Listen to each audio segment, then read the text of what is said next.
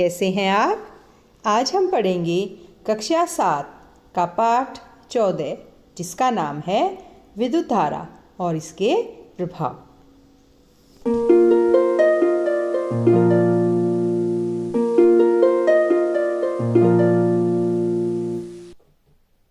प्यारे बच्चों, विद्युत अत्यंत आवश्यक है। क्यों आवश्यक है? क्योंकि विद्युत पर आधारित बहुत सारे उपकरण हमारे दैनिक जीवन में हमारी बहुत सहायता करते हैं। उन्हीं की सहायता से हम अपने जटिल से जटिल कार्यों को आसानी से और सरलता से पूर्ण कर पाते हैं। इसीलिए विद्युत हमारी बहुत बड़ी सहायक है। और हम जो पढ़ रहे हैं विद्युत धारा और उसके प्रभाव, यह पाठ हमें सिखाता है विद्युत से संबंधित बहुत सारी महत्वपूर्ण जानकारी के विषय में। और अब तक हम सीख चुके हैं विद्युत अवयवों को प्रतीक के रूप में किस प्रकार से व्यक्त किया जा सकता है।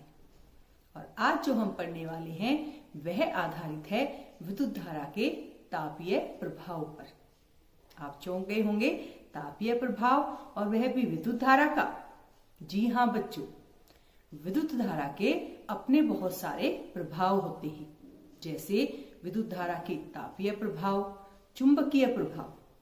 और हम जो है पहले पढ़ेंगे विद्युत धारा के तापीय प्रभाव के संबंध में। इससे आधारित हम बहुत सारी एक्टिविटीज करेंगे, क्रियाकलाप करेंगे और देखेंगे किस प्रकार से विद्युत जो है वो तापीय प्रभाव उत्पन्न करती है। और साथ ही सीखेंगे कि क्या विद्युत धारा का यह तापीय प्रभाव हमारे लिए सहायक है अथवा नहीं। तो चलिए सीखते हैं विद्युत धारा के तापीय प्रभाव के विषय में। प्यारे बच्चों, आपने अपने घर में इस प्रकार से लगे हुए बल्ब देखे होंगे। यह जो बल्ब है यह होल्डर में लगा हुआ है और इसको यहाँ विद्युत परिपथ की सहायता से विद्युत प्राप्त हो रही है। अभी हम इसको हाथ लगा सकते हैं और यह हमें गर्म महसूस नहीं हो रहा। हम देखेंगे कि क्या यह बल्ब विद्युत के प्रवाहित होने के पश्चात ऐसे ही ठंडा रहता है। क्या हम इसको तब भी छू पाएंगे या नहीं। अब हम इसको ऑन करके देखते हैं।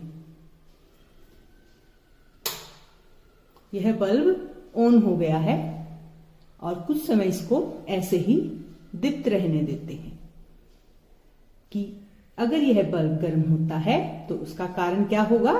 विद्युत का तापीय प्रभाव। और इसे हम अब बंद कर देते हैं और इसे छू कर देखते हैं तो यह हल्का सा गर्म हुआ है। इसे कुछ समय और दीप्त करते हैं और देखेंगे कि यह बल्ब और ज्यादा गर्म हो पाता है या नहीं।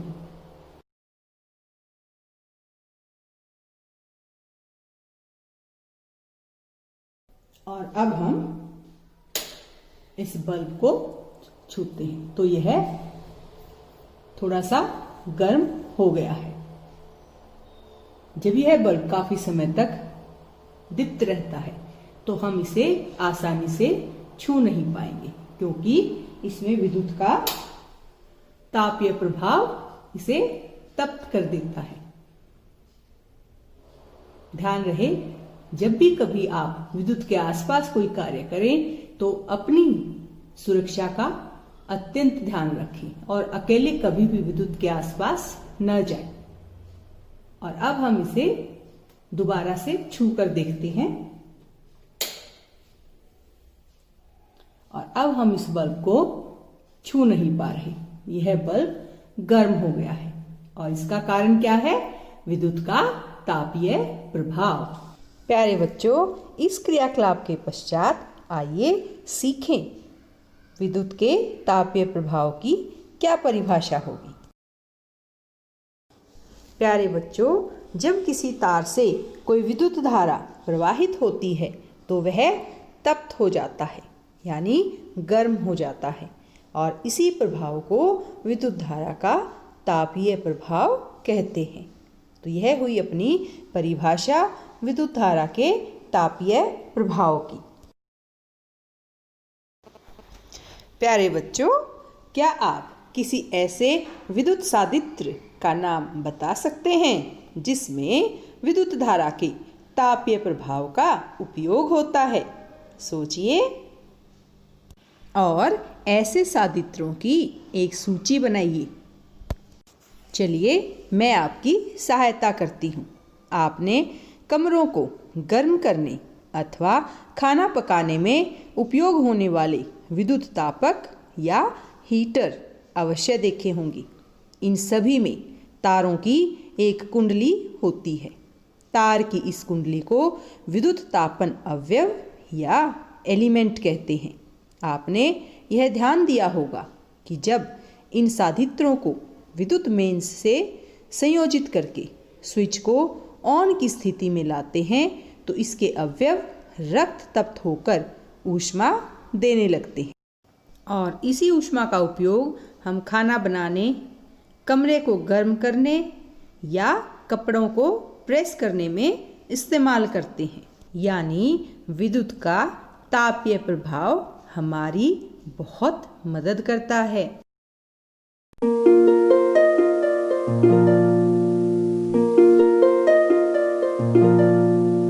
प्यारे बच्चों, विद्युत के तापीय प्रभाव को जानने के लिए हम करते हैं यह क्रियाकलाप।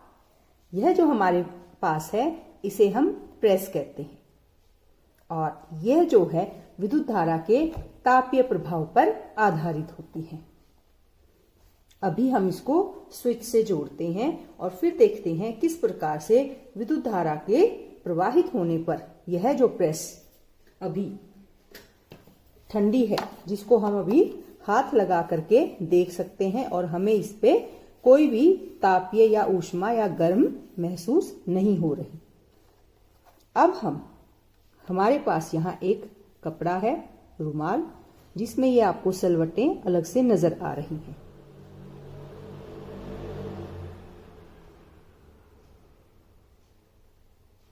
इस प्रेस पे विद्युत धारा के तापीय प्रभाव के कारण जो यह इसका तलहट वाला हिस्सा है यह गर्म हो जाएगा और हमारे इस रुमाल में इस सलवट को यह दूर करेगा। आइए देखते हैं क्या ऐसा हो पाता है। हम इसको अब विद्युत से जोड़ देते हैं और कुछ समय के लिए यह प्रेस ऐसे ही रखी रहेगी। जब यह विद्युत से जुड़ी हुई है तो हमें इसके सामने वाले हिस्से को नहीं छूना है और हम यहाँ इस रुमाल को प्रेस करके देखेंगे।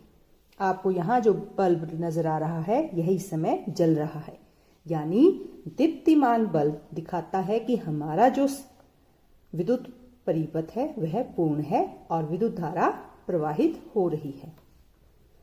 कुछ समय में ही जो प्रेस है वह गर्म हो जाती है और हम इस कपड़े पे करके देखते हैं।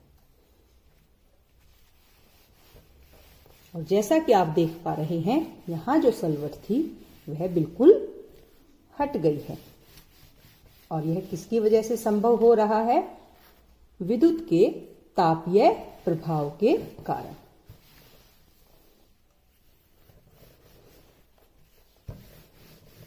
और आप देखेंगे कि सलवटें बिल्कुल गायब हो चुकी हैं। हम प्रेस को बंद कर रहे हैं और कुछ समय बंद रहने पर भी हमारी जो प्रेस है वह गर्म रहती है और यहाँ हम इसकी जो कुछ सलवटें बची हैं उनको भी हटाने की कोशिश करते हैं।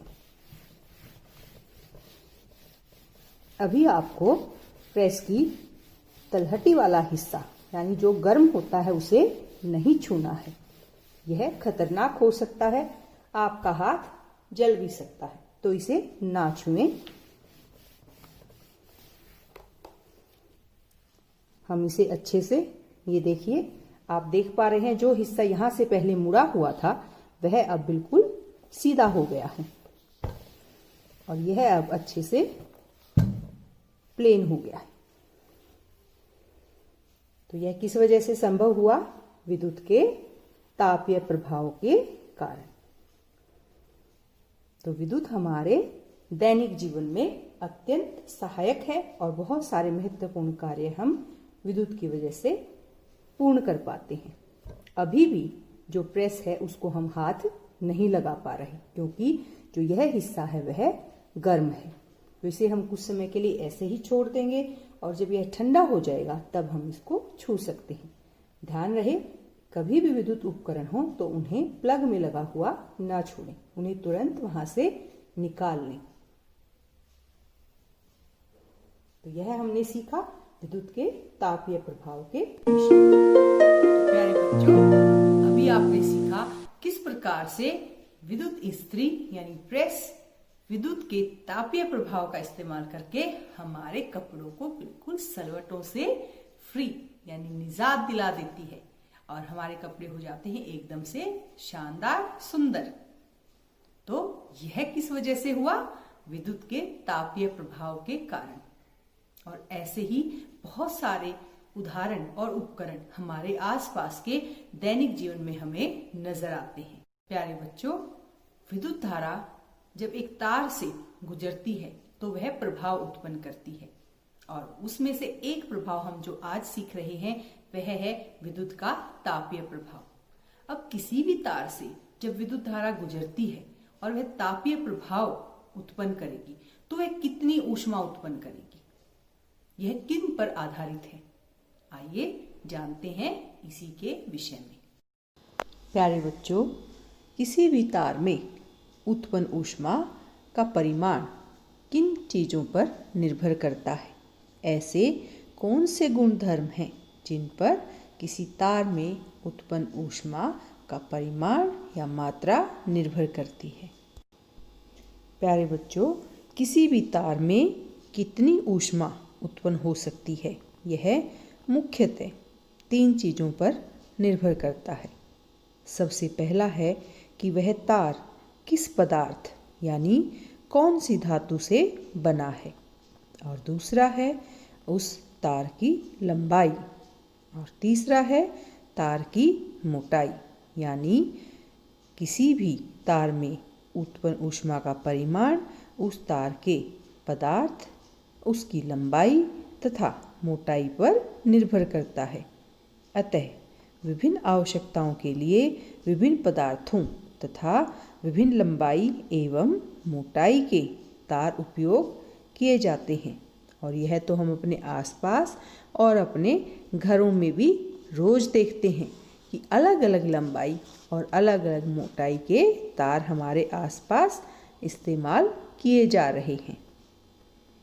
विद्युत परिपथों को जोड़ने में प्रयोग होने वाले तार यानी संयोजी तार सामान्यतः गर्म नहीं होते, जबकि इसके विपरीत कुछ विद्युत साधित्रों के अवयव इतने अधिक तप्त हो जाते हैं कि आसानी से दिखाई देते हैं। जैसे विद्युत बल्ब के तंतु इतने उच्च ताप तक तप्त हो जाते हैं कि दीप्त होकर प्रकाश देना आरंभ कर देते हैं।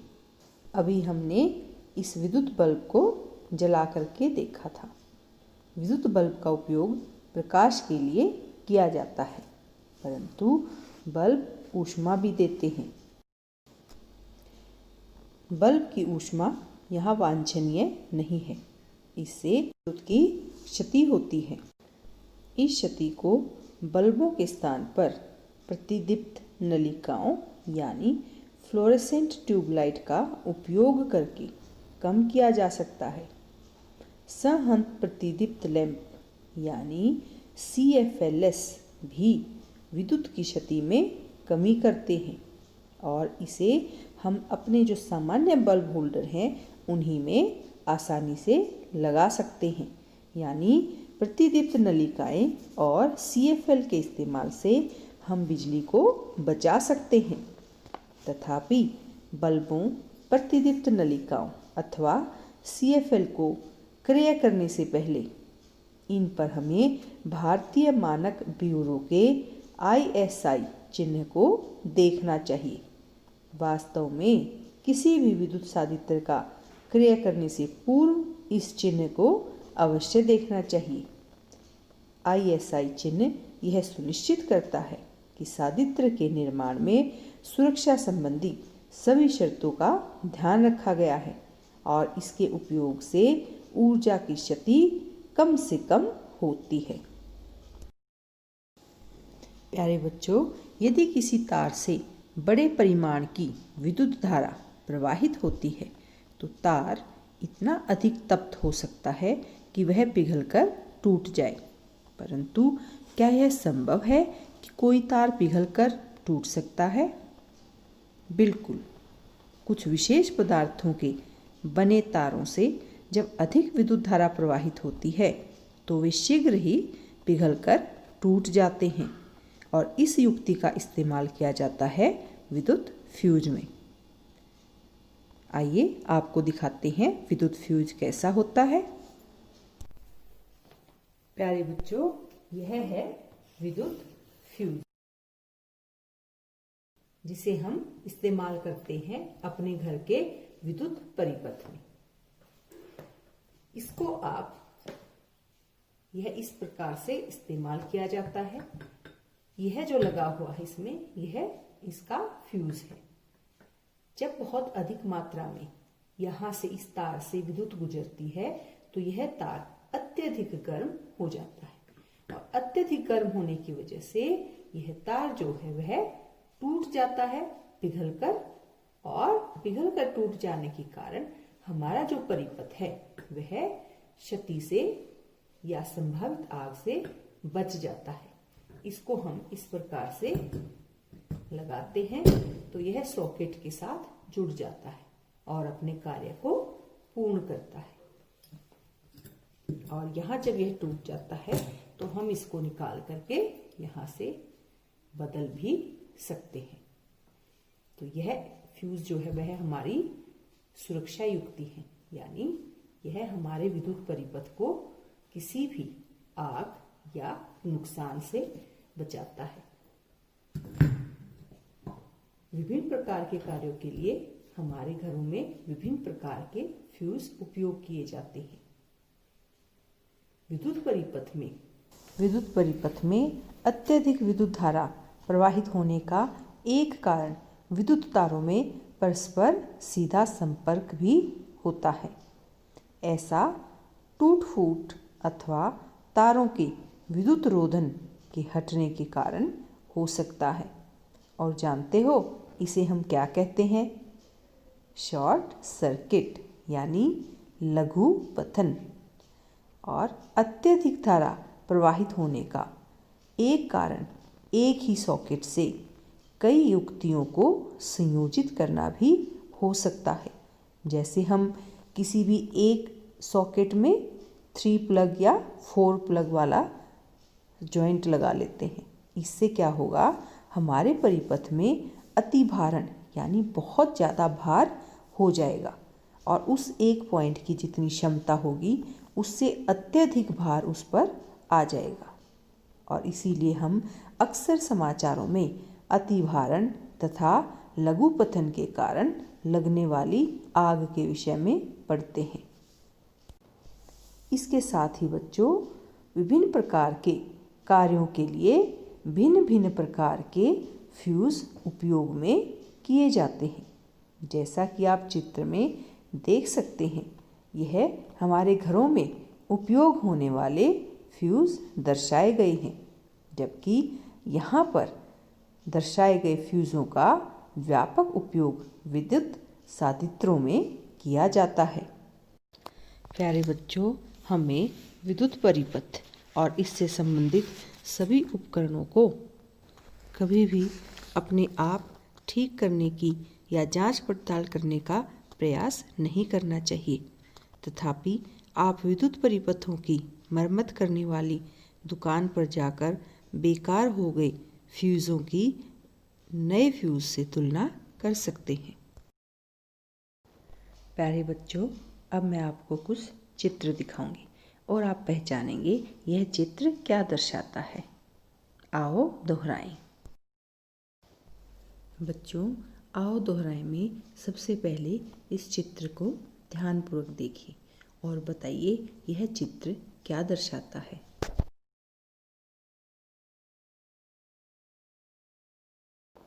शाबाश।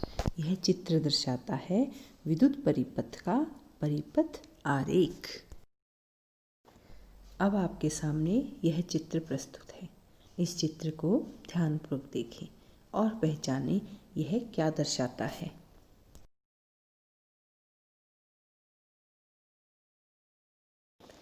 शाबाश बच्चों, यह चित्र दर्शाता है विद्युत के तापीय प्रभाव के कारण लाल तप्त हो चुके तार को। और अब आपके सामने प्रस्तुत है यह चित्र। बताइए कि यह चित्र क्या दर्शाता है।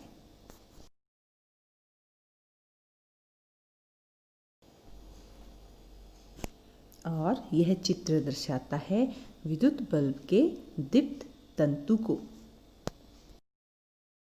और अब आपके लिए है यह चित्र। पहचानिए यह किसका चित्र है।